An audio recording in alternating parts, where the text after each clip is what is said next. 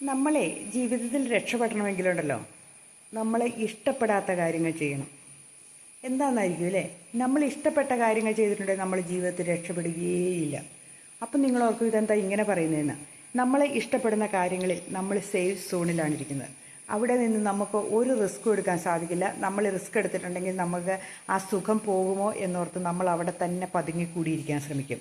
ആ സമയത്ത് റിസ്ക് എടുത്ത് നമ്മൾ അതിന് ഒരു പടിയും കൂടെ മുന്നോട്ട് വയ്ക്കുമ്പോൾ, അല്ലെങ്കിൽ കൂടുതൽ കാര്യങ്ങൾ അറിയാൻ ശ്രമിക്കുകയും കൂടുതൽ കാര്യങ്ങൾ ചെയ്യാൻ ശ്രമിക്കുകയും ചെയ്യുമ്പോൾ നമുക്ക് കുറച്ചൊക്കെ ബുദ്ധിമുട്ടുകൾ അനുഭവിക്കേണ്ടി വരും.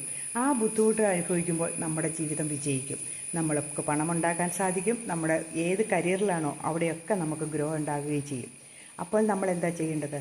നമ്മൾ കൂടുതൽ സ്റ്റെപ്പുകൾ കയറാൻ ശ്രമിക്കുക, മുന്നോട്ട് പോവുക. ഇരിക്കുന്നിടത്ത് ഇരിക്കാതിരിക്കുക. ഇരുന്നിടത്ത് ഇരുന്നിട്ടുണ്ടെങ്കിൽ അവിടെ ഇരുന്ന് വേര് പിടിച്ച് പോവുകയുള്ളൂ.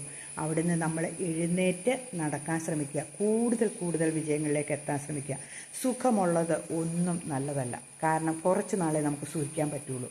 എന്നാൽ ഇച്ചിരി റിസ്ക് എടുക്കുന്ന, ഇച്ചിരി ബുദ്ധിമുട്ടുള്ള കാര്യങ്ങൾ ചെയ്തു നോക്കി നമ്മുടെ ജീവിതത്തിൽ വിജയിക്കും.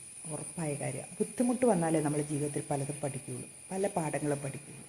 ശരിയാണോ?